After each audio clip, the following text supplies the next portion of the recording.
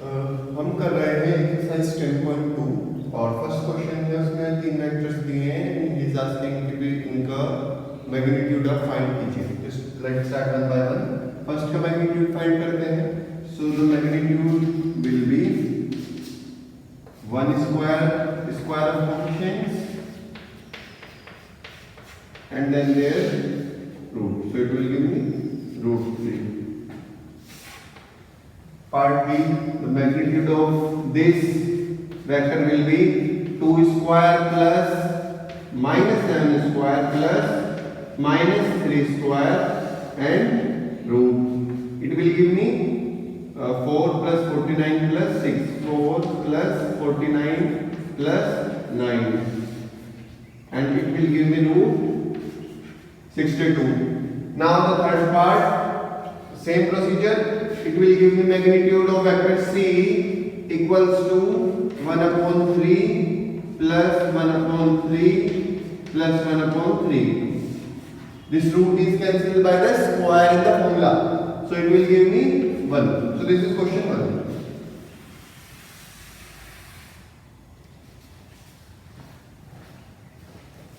Now let's move to the second question. It is saying write two different vectors having same magnitude. Now I am supposed to write two different vectors whose magnitude is same. There are many possibilities. Your answer could be different from me. So I am writing two vectors A equals to 1i plus 2j plus 3k, and the other one I am writing is 2i plus 1j plus 3k. They are different, but because coefficients are same, so their magnitude will be same.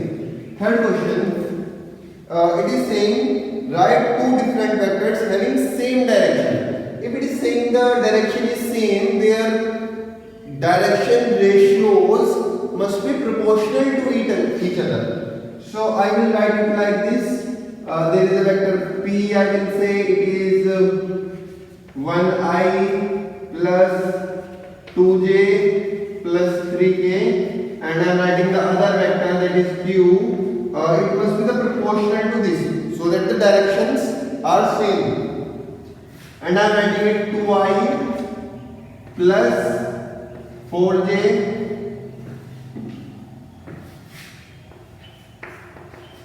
plus 6a. So both of these vectors will have same direction. Now move to the fourth question. It is saying find the value of x and y so that vectors 2y plus 3j. There is a vector 2y plus 3j and xi plus yj.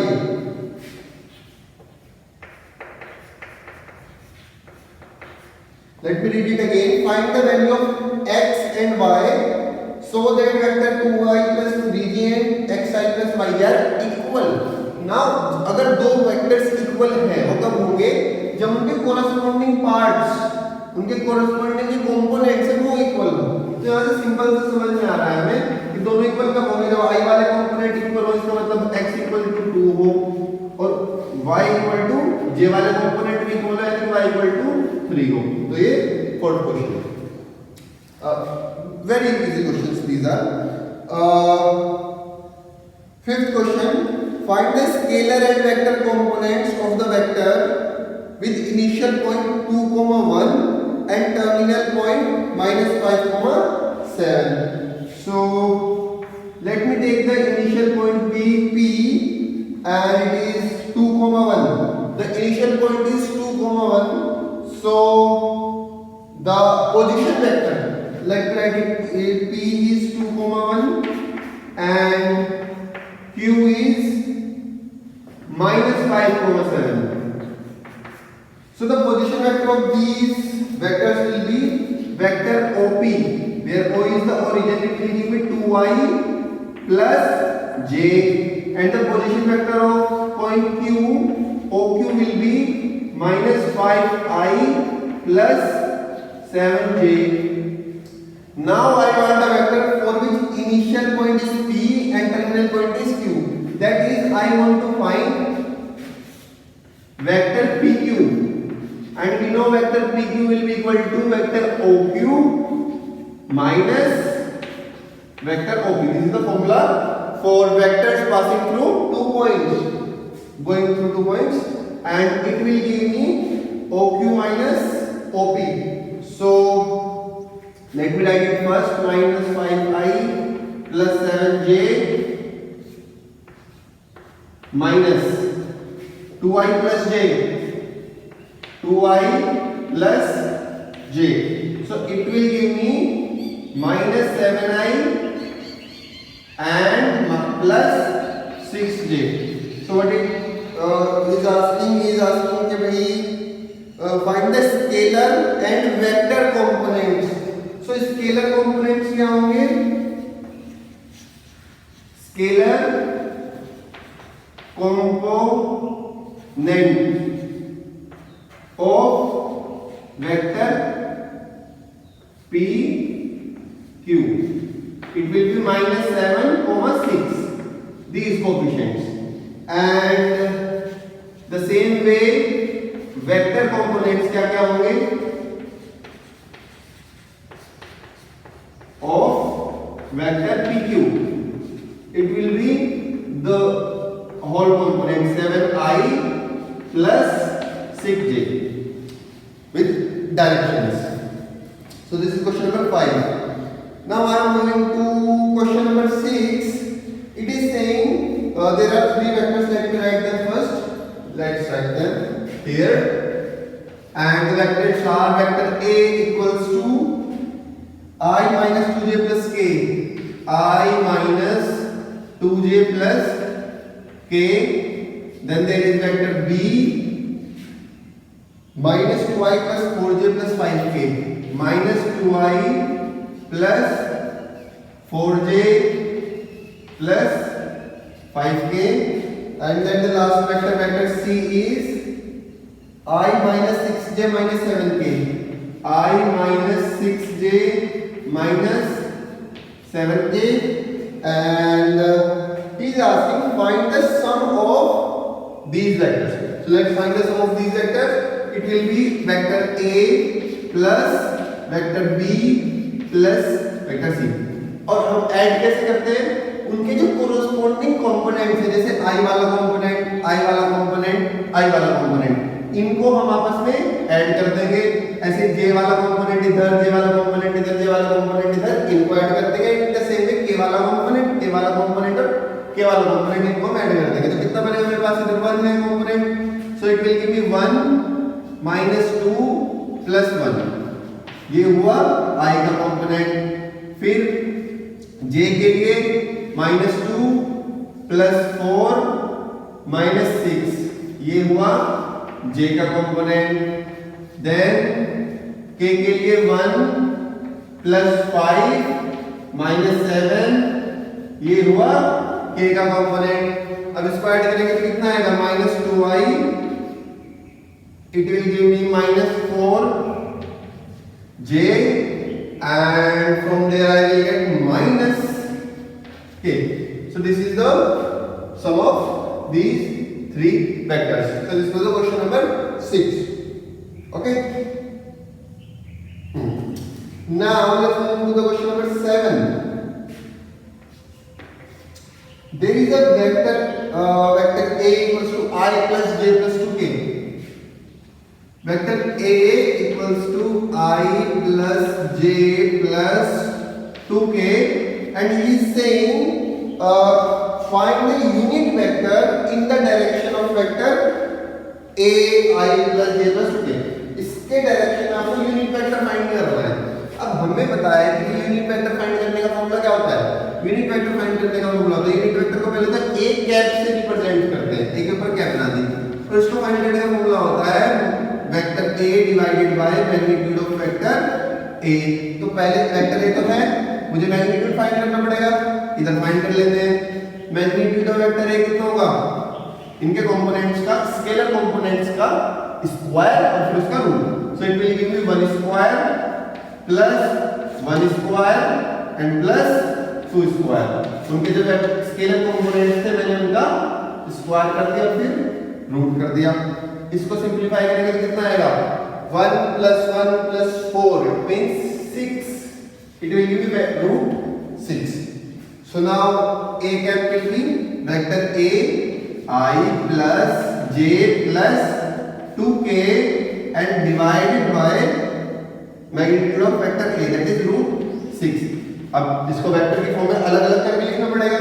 So it will give me 1/√6 I plus 1/√6 j plus 2/√6 k। ठीक है, ये हुआ हमारे पास में ये, हाँ मतलब यूनिट वेक्टर। तो इस वेक्टर की डायरेक्शन में, जिस भी डायरेक्शन में जितना बड़ा काश होता था, मैंने सेम डायरेक्शन के अंदर यूनिट वेक्टर फाइंड कर लिया। यूनिट वेक्टर का मतलब क्या है, डायरेक्शन तो ये होगी लेकिन इसका मैग्नीट्यूड कितना होगा, इसका मैग्नीट्यूड हो जाएगा 1। आप चाहे तो कैलकुलेट करके देख सकते हैं, करके देखिएगा बना रहा है कि नहीं आ रहा। ठीक है, now let's move to the question number 8। What it is saying, find the unit vector in the direction of vector PQ।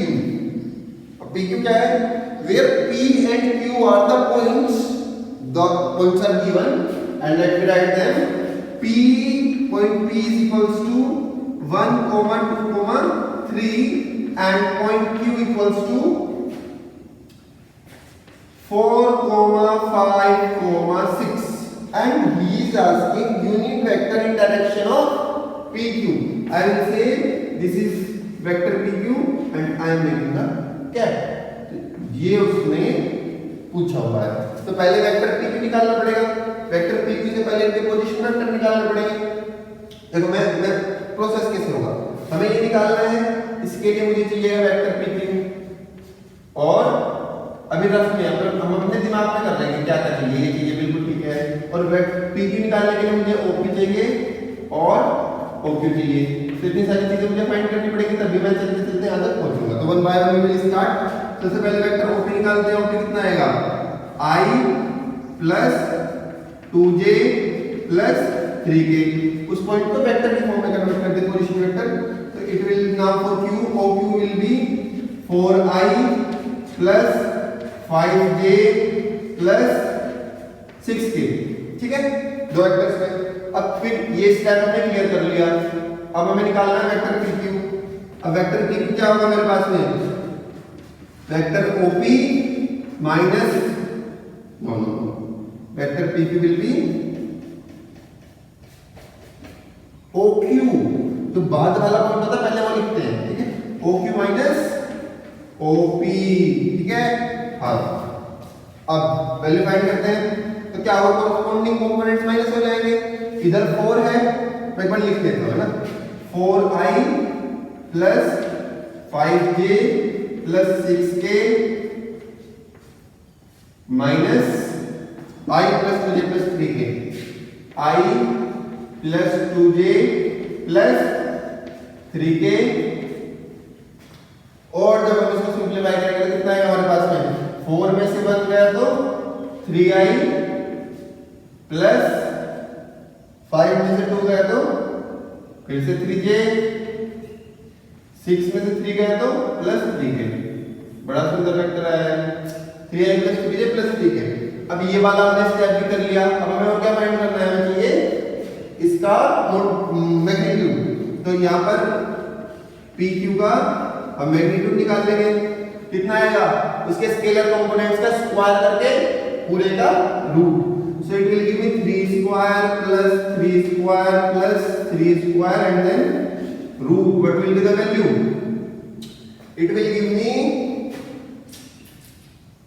3। देखो मैंने कैसे किया, 3 स्क्वायर कॉमन लूंगा। ठीक है, और जब वो बाहर आएगा तो 3 बच जाएगा। अंदर क्या बचेगा, 1 + 1 + 1 यानी कि √3। ऐसा मुझे लग रहा है, चेक कर लेते हैं। 3 3 are 9, 9 3 are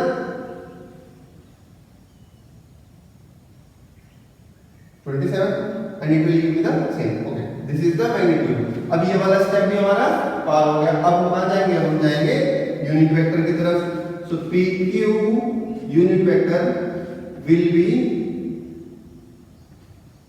vector PQ divided by mode magnitude of vector P Q. तो यहां से हमारे पास वेक्टर पी क्यू कितना है 3i plus 3j plus 3k और डिवाइडेड बाय मैग्नीट्यूड। मैग्नीट्यूड कितना फाइंड किया हमने 3√3। यहां से मेरे पास में आ जाएगा, जब उसको सेपरेट करके कितने के 1/√3i plus 1/√3j plus 1/√3k। ठीक है, क्योंकि unit vector in direction of P Q. ठीक है, शुरू से ये पी पॉइंट ये था, क्यू पॉइंट ये था, तो उन पॉइंट से जाने वाला एक वेक्टर होगा। अब वो तो बड़ा भी हो सकता है, छोटा भी हो सकता है, उसका मैग्नीट्यूड भी कितना हो सकता है। तो उस वेक्टर की डायरेक्शन में हमने क्या कर लिया, यूनिट वेक्टर कर लिया। और इसका फायदा क्या होता है, यूनिट वेक्टर के अंदर पीछे क्यों पड़े हुए हैं, उसको भी हम आने वाले क्वेश्चन में देखेंगे। इसके हेल्प से हम बहुत सारी और चीजें फाइंड कर सकते हैं। तो ये हमारे 8 का क्वेश्चन हो गए। Now let's move to the next question, that is question number 9। What it is saying, वो कह रहा है कि 4 गिवन वेक्टर्स a वेक्टर दिया है, b दिया है, find the unit vector in direction of vector a plus b। a plus b की डायरेक्शन में यूनिट वेक्टर निकालना है, तो पहले a प्लस b निकालना पड़ेगा। मैं पहले वैल्यू लिखता हूं, वेक्टर a कितना है मेरे पास में 2i minus j plus 2k, 2i minus j plus 2k। और वेक्टर b गिवन है minus i plus j minus k, minus i plus j minus k। ठीक है, अब मुझे कह रहा है कि unit vector in direction of a plus b की डायरेक्शन में यूनिट वेक्टर निकालना है। तो पहले क्या निकालना पड़ेगा, पहले ऑब्वियसली a प्लस b निकालना पड़ेगा। Vector a plus vector b कितना आएगा, कॉरेस्पॉन्डिंग कंपोनेंट्स ऐड हो जाएंगे, 2 माइनस 1 यानी कि 1 i। ठीक है, माइनस 1 प्लस 1 खत्म, 2 माइनस 1 प्लस k। ठीक है, यह है a प्लस b। अब मुझे निकालना है इसकी डायरेक्शन में यूनिट वेक्टर। तो हम लिखेंगे पहले यूनिट वेक्टर के लिए क्या चाहिए होता है, ऊपर वेक्टर और नीचे उसका मैग्नीट्यूड। तो पहले मैग्नीट्यूड निकालना पड़ेगा, मैग्नीट्यूड भी निकाल लेते हैं।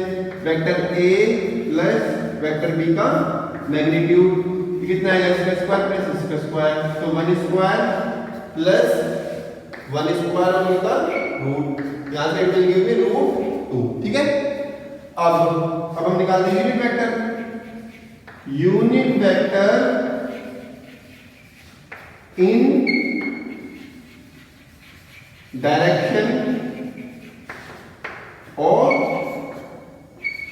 Vector a plus vector b। ठीक है, क्या होगा, वो होगा vector a plus vector b and divided by the magnitude of a given vector and it will give me i plus k and divided by √2, and when I separate this it will give me √1/√2 i plus 1/√2 k। Done है बात, ये हमारे पास में आ गया 9th question के लिए unit vector in direction of a plus b दिया है। ठीक है, आप इसका मॉडुलस मैग्नीट्यूड लेकर देखिए, आपके पास 1 आना चाहिए, आएगा। And it will give me, now let's go to the question number 10. Find a vector in direction of 5 5 minus एक वेक्टर दिया हुआ है, उसके डायरेक्शन में आपको वेक्टर फाइंड करना है, लेकिन खासियत क्या है, which has magnitude unit 8। इस बार यूनिट वेक्टर नहीं निकालना, ऐसा वेक्टर निकालना है जो हो तो उसके डायरेक्शन में लेकिन उसका मैग्नीट्यूड कितना हो, 8 हो। अब यहाँ पर मजे की चीज क्या है, अगर मैं आपको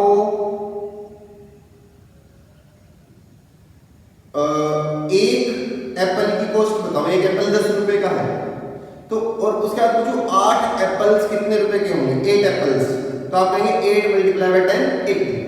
सिमिलरली अगर आपके पास ऐसा वेक्टर है जिसका मैग्नीट्यूड 1 है, तो और मैं आपसे कहूं कि ऐसा वेक्टर बताओ जिसका मैग्नीट्यूड 8 हो, मैग्नीट्यूड मतलब उसकी लंबाई, तो तो लेंथ कैसे फाइंड करेंगे आप? डायरेक्शन तो सेम रखना है, तो आप उस पूरे वेक्टर को 8 से मल्टीप्लाई कर देंगे तो आपके पास जो नया वेक्टर आएगा उसका मैग्नीट्यूड 8 यूनिट होगा। ठीक है, देखते कैसे करेंगे।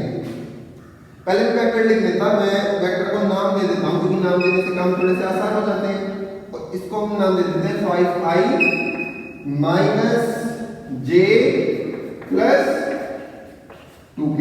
Okay, so this is the vector and he is asking vector in this direction, direction यही हो और मैग्नीट्यूड ऑफ 8। अब पहले क्या निकालेंगे? पहले हम निकालेंगे यूनिट वेक्टर। देखो मैं पहले प्रोसीजर लिखता हूं, ठीक है।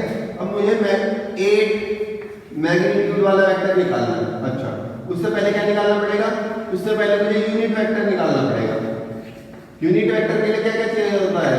मुझे ये चाहिए होता है वेक्टर ए और उसका मैग्नीट्यूड।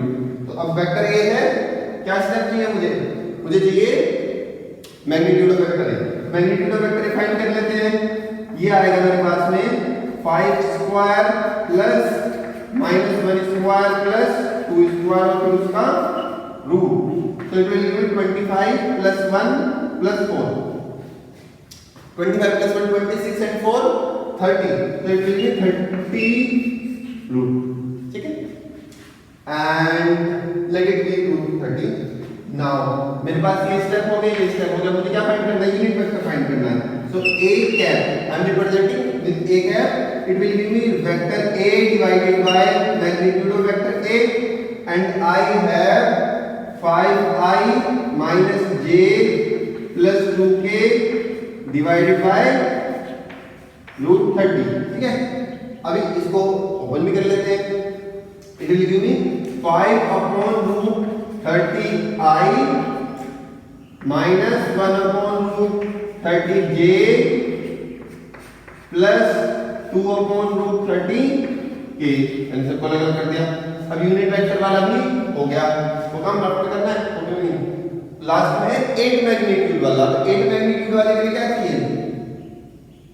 तो उसको हम क्या, अब इसका जो यूनिट है 1 है मैग्नीट्यूड, तो मुझे 8 मैग्नीट्यूड वाला चाहिए, इस वेक्टर को 8 से मल्टीप्लाई कर देते हैं। ठीक है, अब हमारे पास आएगा vector in this direction. Direction पहले वाला क्या जाएगा? वेक्टर ऑफ मैग्नीट्यूड 8 कितना होगा? इसको 8 से मल्टीप्लाई कर देते हैं, तो 8 5 जा 40 अपॉन रूट 30i माइनस इसको मल्टीप्लाई करेंगे 8 1 जा 8 अपॉन रूट 30j, इसको करेंगे प्लस 8 2 जा 16 upon root 30k। Okay, so this is the vector in direction of a with magnitude 8। आप इसका मैग्नीट्यूड फाइंड करके देखिए 8 आता है कि नहीं आता। ठीक है, अच्छा आगे चलते हैं। Let's move to the question 11। Show that the vector, एक वेक्टर दिया है एंड दूसरा वेक्टर दिया है आर कोलिनियर। अब वेक्टर कोलिनियर ये बड़ा मजेदार है, इसको हम लोगों ने भी सेकंड क्वेश्चन में भी किया था। थर्ड क्वेश्चन में दो वेक्टर्स कोलिनियर कब होंगे या फिर उनका डायरेक्शन सेम कब होगा? अगर उनके जो डायरेक्शन रेशियोज हैं वो प्रोपोर्शनल है, या फिर मैं कहूं उनके जो स्केलर कंपोनेंट्स है ना i j के साथ जो लगे हुए हैं, अगर वो प्रोपोर्शनल है, इसका मतलब होता है कि वो दो वेक्टर्स आपस में कोलिनियर हैं। अब मैं वेक्टर लिखता हूं, नेक्स्ट क्वेश्चन में ये कर लेते हैं। 11th क्वेश्चन में वो कह रहा है कि दो वेक्टर है, मैं नाम दे देता हूं, नाम देने से काम थोड़ा सा आसान हो जाता है। Vector a equals to 2i minus 3j plus 4k। ठीक है, और दूसरे वेक्टर को नाम दे देते हैं vector b minus 4i plus 6j minus 8k। अब आप यहां से देख सकते हैं कि देखो इससे -2 को मल्टीप्लाई करूंगा तो -4 आ जाएगा, इसको भी -2 से मल्टीप्लाई करूंगा तो 6 आ जाएगा, इसको भी -2 से मल्टीप्लाई करूंगा तो -8 आ जाएगा। यानी कि जो कोरस्पोंडिंग स्केलर कंपोनेंट्स है वो एक दूसरे के क्या है? प्रोपोर्शनल है। तो ये दोनों वेक्टर्स क्या हुए? दोनों कोलिनियर होंगे। हम लिखेंगे इसको ये, और जो स्केलर कंपोनेंट्स होते हैं यही डायरेक्शन के शोज भी होते हैं, corresponding scalar components are proportional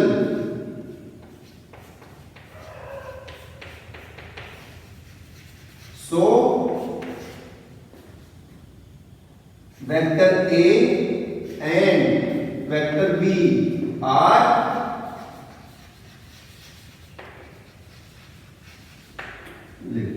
अगर नाम देने से फायदा क्या होता है, यहाँ पे मैंने ए और बी नाम दे दिया तो मुझे क्वेश्चन में सिर्फ ए और बी लिखना पड़ा, पूरा लिखना पड़ता तो ना, इसीलिए बस हम लोग नाम नए सिंबल्स नए नाम देते रहते हैं मैथ्स के अंदर, ताकि हमारा जो है काम थोड़ा सा आसान हो जाए। After question number 11 let's move to the question number 12। क्या कह रहा है क्वेश्चन नंबर 12 में? कहता find the direction cosine of the vector this. उस वेक्टर के डायरेक्शन कोसाइन आपको फाइंड करने हैं, कर लेते हैं। पहले मैं वेक्टर लिखता हूं, फिर से एक नाम दे देता हूं ताकि मेरा काम थोड़ा सा आसान हो जाए। सो i plus 2j plus 3k। अब देखिए डायरेक्शन कोसाइंस क्या होते हैं ना, डायरेक्शन कोसाइन हमने पढ़ा था कि हमारे पास 3 डायरेक्शन कोसाइन होंगे, कोस अल्फा, कॉस बीटा। मेरा अल्फा इज द, अल्फा क्या है? वेक्टर का OX एक्स एक्सिस जो है उससे कितना एंगल है। बीटा क्या है? वेक्टर Y एक्सिस से कितना एंगल बना रहा है। तो फिर तीसरा होता है मेरे पास में गामा। गामा क्या है? Z एक्सिस से कितना एंगल बनाता है। ठीक है, अब कोस अल्फा क्या होगा? जो उसका I का कंपोनेंट है उसको अगर मैं A1 से रिप्रेजेंट करूं और उसको डिवाइड करेंगे हम मैग्नीट्यूड ऑफ वेक्टर से। दूसरा डायरेक्शन कोसाइन क्या होगा? जो J का स्केलर कंपोनेंट है A2 से रिप्रेजेंट कर रहा हूं मैं और डिवाइडेड बाय मैग्नीट्यूड से, और इधर हो जाएगा मेरे पास में A3 divided by magnitude of A। A3 क्या है? A का कंपोनेंट। ठीक है, अब वैल्यूज फाइंड करेंगे तो कितना आएगा? पहले मैग्नीट्यूड फाइंड करना पड़ेगा। A1 A2 A3 तो है, मैग्नीट्यूड यहां पे फाइंड कर लेते हैं आराम से। ये आएगा मेरे पास में 1 square plus 2 square plus 3 square, और इसकी वैल्यू कितनी होगी? 1 plus 4 5 5 plus 9 14, so it will give me root 14। ठीक है, वैल्यूज रखते हैं फटाफट से। ये आएगा मेरे पास में 1 अपॉन रूट 14, ये आएगा मेरे पास में 2 अपॉन रूट 14, और ये आएगा मेरे पास में 3 अपॉन रूट 14। ठीक है, तो ये हमारे डायरेक्शन कोसाइंस आ गए तीनों। Let's move further. Question number 13 क्या कह रहा है वो? Find the direction cosine of the vector joining the points A, एक पॉइंट दिया हुआ है, and point B directed from A to B। वो कहता है एक पॉइंट A है, एक पॉइंट B है, आपको A से B की तरफ एक वेक्टर बनाना है, बना दिया, और ये जो वेक्टर बना इसके डायरेक्शन कोसाइंस बनाना है। तो क्या करेंगे? देखो प्रोसीजर हमने क्या किया, पहले पॉइंट लिए, ठीक है। अब पॉइंट से वेक्टर बनाने के लिए हमें क्या चाहिए था? Position vector. तो पहले पोजीशन वेक्टर लेंगे, A का B, B का B। फिर वेक्टर AB बनाएंगे। वेक्टर AB कैसे आएगा? OB minus OA, vector AB आ गया। और फिर जैसे इसको हमने प्रोसीड किया उसके हिसाब से हम उसके डायरेक्शन कोसाइंस निकाल लेंगे। तो शुरू करते हैं। This is question number 13। पहले मैं पॉइंट्स लिख लेता हूं जिसमें दिए हैं। Point A is given by 1, 2, -3 and point B is given by -1, -2 and 1, and I'm supposed to do for the vector AB। तो वेक्टर पहले क्या करते हैं? इनके पोजीशन वेक्टर्स फाइंड करेंगे। वेक्टर OA कितना होगा मेरे पास में? I plus 2j minus 3k। Position vector of B vector OB कितना होगा? Minus I minus 2j plus k। अब क्या फाइंड करेंगे? अब AB के लिए सब कुछ करना है तो वेक्टर AB फाइंड करते हैं। वो कितना होगा? Vector OB minus vector OA। Vectors लिखेंगे तो कॉरस्पॉन्डिंग कितना आएगा, एक बार लिख देते हैं, माइनस आई माइनस 2j प्लस के माइनस वेक्टर को ही लिखते हैं i plus 2j minus 3k, ठीक है। अब इसको जब सिंप्लीफाई करेंगे तो कितना आएगा अपने पास, माइनस वन तो माइनस 2i या माइनस 2, इधर भी माइनस 2, माइनस 4j, इधर प्लस 1, इधर प्लस 3, माइनस में जाकर प्लस हो जाएगा तो प्लस 4k, ठीक लिखा मैंने, लग तो रहा है ठीक लिखा है, ठीक लिखा होगा।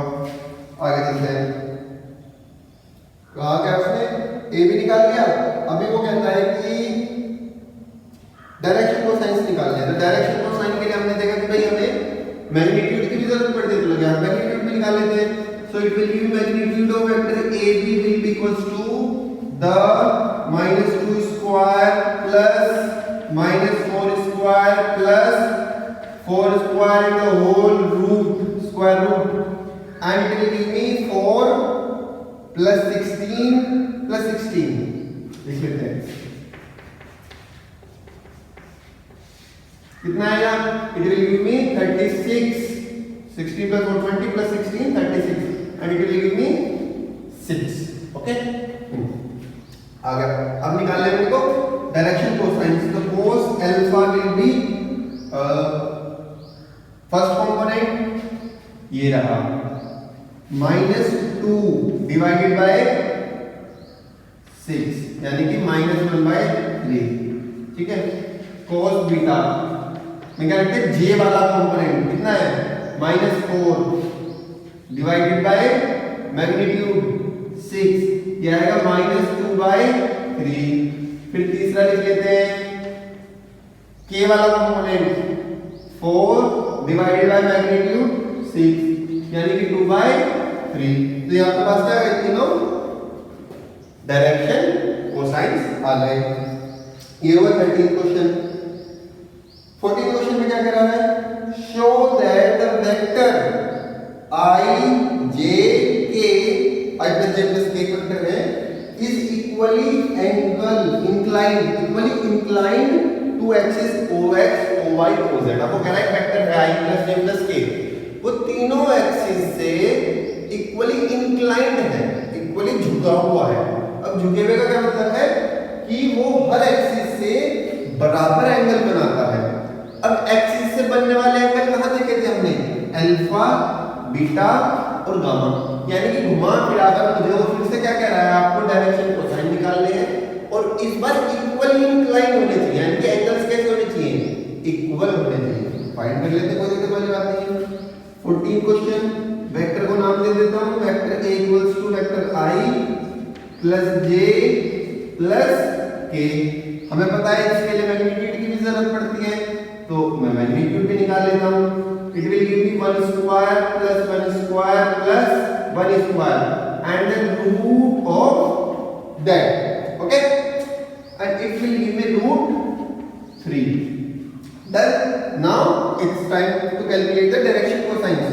So cos alpha equals to I component, it is 1 divided by magnitude 2 3, very good.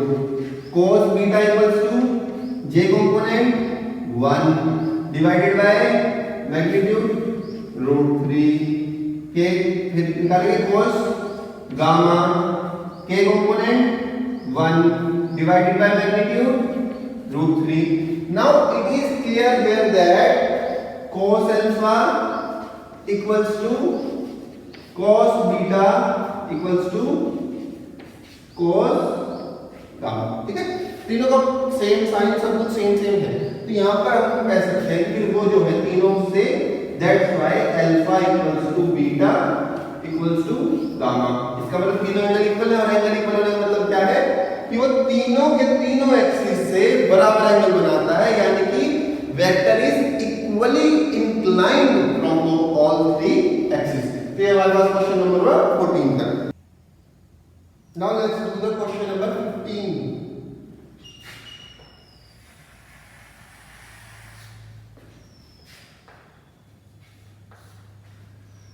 क्या कह रहा है, find the position vector of point R which divides the line joining the point P and Q whose position vectors are given respectively in the ratio 2:1। Section formula यहाँ पर हम लोग use करेंगे। क्या क्या रहा है बताता हूँ आपको। पहले कहते हैं कि यहाँ पर एक पॉइंट P है, ये पॉइंट Q है, लाइन जॉइन करेंगे फर्स्ट केस में, दो केसेस में, और इनके पोजीशन वेक्टर्स दिए हुए हैं और उनके इंटरनली, फर्स्ट केस क्या है, इंटरनली, इंटरनल उनके बीच में कहीं पर एक पॉइंट R है जो इसको 2:1 में डिवाइड कर दे रहा है। ठीक है, ये मेरा ओरिजिन है, यहाँ से पोजीशन वेक्टर Q का, पोजीशन वेक्टर P का पूछ कर रहा है find the position vector of point R। आपको ये फाइंड करना है, इसको मैं R नाम से कह रहा हूँ। ठीक, अब R की वैल्यू आपको फाइंड करनी है जब R इंटरनली इंटरसेक्ट करना है। पोजीशन वेक्टर में काम आने वाले हैं उनको लिख लेते हैं। OP मेरे पास होगा as given in book I minus plus 2j minus k and OQ is minus I plus j plus k, minus I plus j plus k। ठीक है, अब R निकालना है।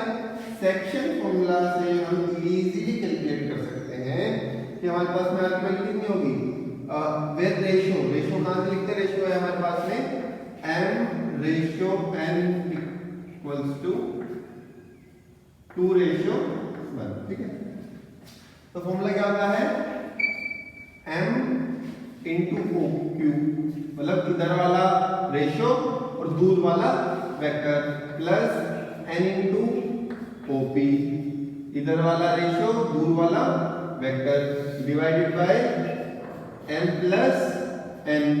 ठीक है, इस वैल्यू पुट करके सॉल्व करना है इसको। m की वैल्यू 2 रखी, o q की वैल्यू वहां से रख लेता हूं minus i plus j plus k, plus n की वैल्यू 1 रखी, o p की वैल्यू यहां से रख लेते हैं i plus 2j minus k, और डिवाइडेड बाय हो जाएगा 2 प्लस 1 यानी कि 3। अब इसको बस सिंपलीफाई करना है आराम से, प्यार से। इधर से आएगा मेरे पास में -2 और इधर से आएगा 1, तो ये होगा माइनस के i। ठीक है, j कंपोनेंट इधर से मेरे पास में आएगा 2 और इधर से भी आएगा 2, तो ये हो जाएगा 4j। इधर से मेरे पास में आएगा 2 k के लिए और इधर से आएगा -1, 2 - 1 यानी कि +1, तो it will give me k and divided bye 3। Vector की फॉर्म में अलग अलग सेपरेट करके लिखना पड़ेगा, -1/3 i plus 4/3 j plus 1/3 k। तो अगर इंटरनली इसको सेक्शन करता है तो मेरे पास में वेक्टर बनेगा, उसका फॉर्मूला होगा, इसका वेक्टर होगा, वेक्टर फॉर्म ये होगा। सेकंड पार्ट में क्या कह रहा है, सब कुछ सेम है, दिक्कत कहां आ रही है, दिक्कत यहां आ रही है कि अगर ये पॉइंट P है और ये पॉइंट Q है तो यहां पर वो बाहर है पॉइंट R और ये 2 है और ये 1, बाकी काम same. Position vector of P, position vector of Q, और ये इस बात पूछ रहा है कि ये कितना होगा। अगर एक्सटर्नली 2:1 में डिवाइड करते हैं तो बताना कि कितना होगा। ठीक है, हाँ, अब सेम प्रोसीजर मेथड है, हमारे पास इंटरनल का फॉर्मूला अलग होता है, एक्सटर्नल का फॉर्मूला अलग होता है, प्रीवियस वीडियोस में आप देख सकते हैं। अब वेक्टर R इस बार क्या होगा, m वेक्टर OP। ठीक है, सेम काम रहेगा, क्या काम रहेगा कि एक रेशियो उसके दूर वाला वेक्टर माइनस, इस बार लग जाएगा minus OQ and divided bye m minus n। कोई काम नहीं बड़ा, रख देते वैल्यू, m की वैल्यू 2, OP की, ठीक है, रखा मैंने नहीं रखा, ये मैंने गड़बड़ कर दी थोड़ी सी। यहाँ पर आएगा OQ और यहाँ पर आएगा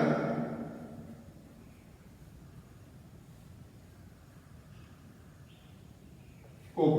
ठीक है, वैल्यू रखते हैं 2 मल्टीप्लाई OQ माइनस आई प्लस जे प्लस के माइनस 1 और फिर OP की वैल्यू रखते हैं आई प्लस 2j माइनस के and divided bye m minus n यानी 2 माइनस 1 तो 1 डिवाइड करते हैं इधर से माइनस 2 आएगा इधर से माइनस 1 आएगा तो बन जाएगा माइनस के 3i इधर से 2 आएगा जैसे मल्टीप्लाई करेंगे तो और इधर से माइनस के 2 आएगा 2 से 2 कैंसिल इधर से 2 आएगा और इधर से प्लस के 1 आएगा तो प्लस 3k और नीचे 1 है तो उसको हम नहीं लिखेंगे तो हमारा काम चल जाएगा तो ये मेरे पास में एक्सटेंडेड डिवाइड करने पर जो बनेगा वो आएगा ये हो 15 क्वेश्चन आगे चलते हैं अब है 16th क्वेश्चन में वो क्या कह रहा है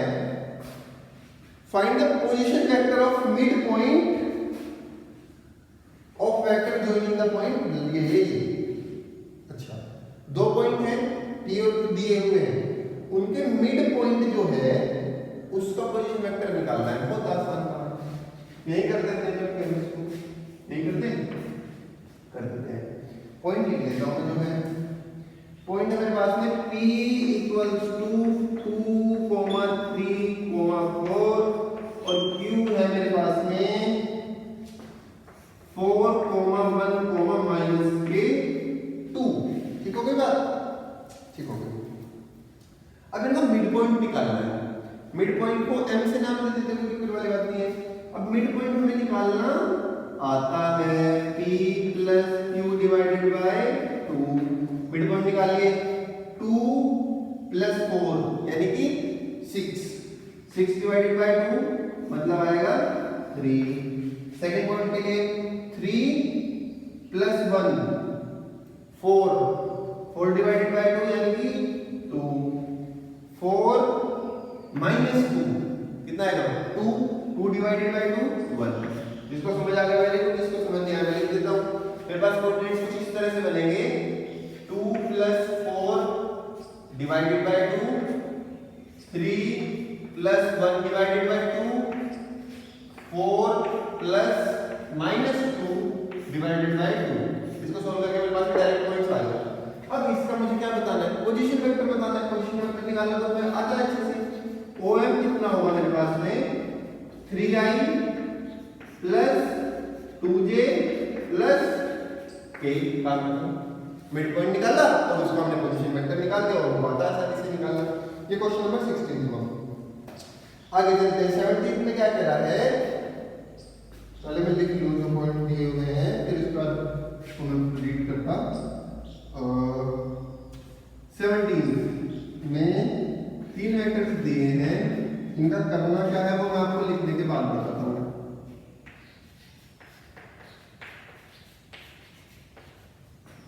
फिर दिया है b वेक्टर है 2i minus j plus k फिर दिया तीसरा vector i minus 3j minus 5k हाँ अब क्या कह रहा है क्वेश्चन पढ़ रहा हूं show that the point a b c with position vector a का पोजीशन वेक्टर ये b का पोजीशन वेक्टर ये c का पोजीशन वेक्टर ये respectively form a vertices of a right angled triangle ये जो पॉइंट है जिनके पोजीशन वेक्टर दिए हुए हैं वो एक राइट एंगल ट्रायंगल बनाते हैं ये आपको प्रूव करना है कैसे प्रूव करेंगे अब आपको पॉइंट दिए हुए हैं और आपको बताना राइट एंगल ट्रायंगल अगर मुझे उसकी साइड मिल जाए ट्रायंगल की और उसमें मैं पाइथागोरस थ्योरम सेटिस्फाई कर दूंगा कि देखो पाइथागोरस थ्योरम हो रही है प्रूव तो मेरा काम बन जाएगा पाइथागोरस थ्योरम के लिए मुझे निकालने पड़ेंगे ना लाइंस साइड्स तो इसको ये a ये b ये c तो मैं पहले क्या निकालता हूं वेक्टर a b निकाल लेता हूं वेक्टर a b कितना आएगा vector b minus vector a कैसे आया मैं लिख देता हूं साइड में OB माइनस OA से आया था ना तो b का पोजीशन वेक्टर ये दिया है a का पोजीशन वेक्टर ये दिया है मैंने इसलिए इसका लिखा ठीक है अब मैं डायरेक्ट माइनस कर रहा हूं जरा ध्यान से देखिए कैसे किया मैंने b में से a माइनस करना है, तो 2 माइनस 3 यानी कि -1, फिर -1 प्लस 4, ये प्लस हो जाएगा ना, माइनस करें, -1 प्लस 4, तो ये आ जाएगा 3j प्लस 1 प्लस 4 प्लस हो जाएगा, तो ये आ जाएगा 5k। ठीक है, अब दूसरा निकाल लेता हूं, दूसरी साइड का वेक्टर, दूसरी साइड के अलोंग जो वेक्टर है BC, वो क्या होगा, vector C minus vector D। ठीक हो गई बात।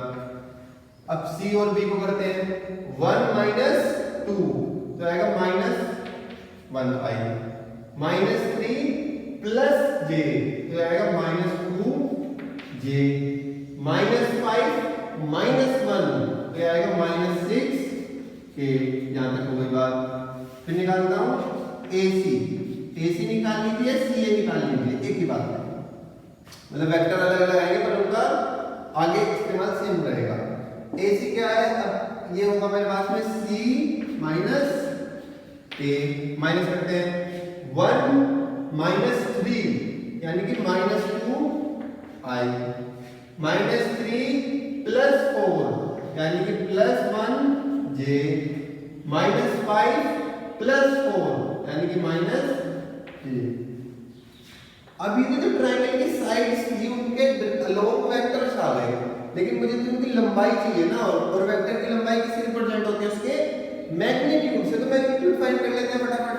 Magnitude of vector A B कितना आएगा, ये आएगा मेरे पास में 1 स्क्वायर -1 का स्क्वायर प्लस 3 का स्क्वायर प्लस 5 का स्क्वायर। सोल्व कीजिए, कितना आएगा 25 प्लस 9 34, 34 प्लस 1 35 हो गई बात। अभी इधर निकाल लेते हैं, नीचे निकाल लेते हैं वेक्टर BC का मैग्नीट्यूड कितना आएगा, 1 -1 square plus -2 square plus -6 square, कितना रहा है 36 प्लस 4 40 प्लस 1 41। अब AC का थर्ड साइड का निकाल लेते हैं, -2 square plus 1 square plus -1 square, ये यहाँ से टिक टिक टिक यहाँ से निकाल लिया मैंने, और इसका क्या मैंने रूट, तो मेरे पास में आएगा 4 प्लस 1 5 प्लस 1 6 कर लो। अब तीनों साइड की लेंथ आ गई, आप एक तरीके से ये समझ सकते हैं।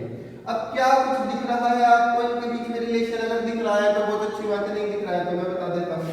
मेरे पास में रिलेशन क्या आ रहा है, आप अगर थोड़ा सा ध्यान से देखेंगे तो आपको नजर आएगा कि मेरे पास में जो वेक्टर ए बी है उसका अगर मैं स्क्वायर कर दूं मैग्नीट्यूड का, और उसमें वेक्टर AC के मैग्नीट्यूड का स्क्वायर ऐड कर दूं, यानी कि 35 रूट से स्क्वायर कैंसिल हो जाएगा, 35 प्लस ये रूट है उसका फिर स्क्वायर क्या प्लस 6, मेरे पास आएगा 41। और 41 को मैं लिख सकता हूँ, ये नजर आया कुछ, मुझे नजर आया, इसको मैं लिख सकता हूँ रूट 41 का स्क्वायर, कोई दिक्कत वाली बात नहीं है। और इसकी जगह मैं लिख दूंगा वेक्टर BC का मैग्नीट्यूड स्क्वायर। तो जाने अनजाने हमें दिख रहा है कि यहाँ पर पाइथागोरस थ्योरम सेटिस्फाई हो गई है। सो ABC, triangle ABC is right angled triangle। ठीक है बच्चों, ये हुई एक बात। अब हम चलते हैं सेकंड लास्ट क्वेश्चन 18 की तरफ। 18 में वो कह रहा है कि भाई मैं डायग्राम बना देता हूं, नहीं ऐसा वो कह नहीं रहा, मैं डायग्राम बना देता हूं, डायग्राम मैं बनाता हूं, पॉइंट A पॉइंट B और C, और A ने बनाया हुआ है ऐसे। ठीक है, अब इसके बीच में कौन सा रिलेशन सही है, पहले तो है ना 4 ऑप्शन दिए, उनमें से एक vector A vector B C के बीच में रिलेशन था। मैं पहले अपने तरीके से लिखता हूं, मेरे पास में दिख रहा है मुझे vector AB plus vector BC equal है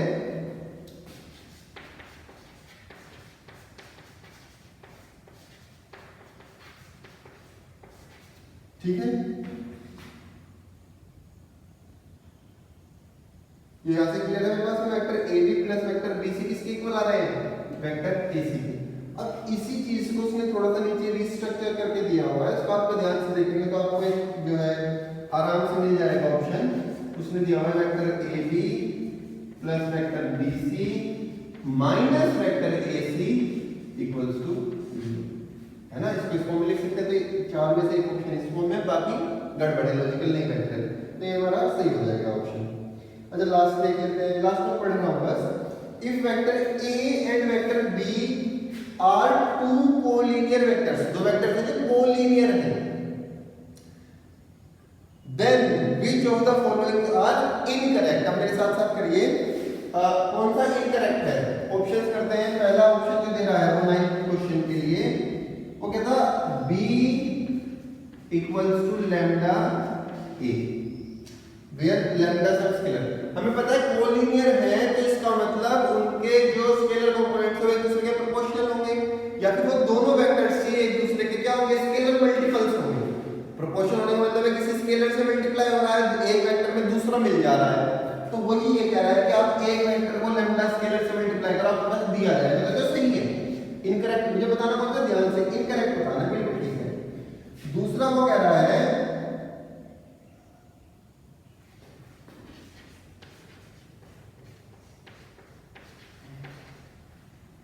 दोनों इक्वल में प्लस माइनस के होंगे, हो सकता है, पॉसिबिलिटी है, दोनों कोलिनियर है, तो ये वाली पॉसिबिलिटी सेटिस्फाई हो सकती है। अगर ये दोनों दो वेक्टर कुछ इस तरह से हैं तो वो दोनों कोलिनियर हो सकते हैं, क्योंकि देखो एक केस में क्या है, प्लस 1 से मल्टीप्लाई किया हुआ है यानी दोनों इक्वल है, और दूसरे केस में क्या बन रहा है, ऐसे दो केस बन रहा है, vector A equals to vector B है तो, या फिर vector A equals to minus vector B, इसमें तो इक्वल ही है तो कोलिनियर होंगे, इसमें ऑपोजिट है तो कोलिनियर हो जाएगा। थर्ड कह रहा है ध्यान से, the respective components of vector A and vector B are not proportional. Third option में कह रहा है कि प्रोपोर्शनल नहीं है, लेकिन कोलिनियर होने के लिए तो प्रोपोर्शनल होने चाहिए। क्या बात कर रहे हैं, गलत बात कर रहा है। इसका मतलब थर्ड क्वेश्चन जो है वो गलत है, वो इनकरेक्ट है। तो जब आप एग्जाम में टिक लगाएंगे वो किस पर लगाएंगे, थर्ड क्वेश्चन पर लगाएंगे। फोर्थ भी पढ़ लेते हैं, both the vectors a and b have same direction but different magnitude। अब कोलिनियर का मतलब क्या है, डायरेक्शन से होना चाहिए, मैग्नीट्यूड से मुझे मतलब नहीं है, वही फोर्थ कह रहा था, फोर्थ भी हमें ठीक लग रहा है। यहाँ पर जो थर्ड ऑप्शन है वो गड़बड़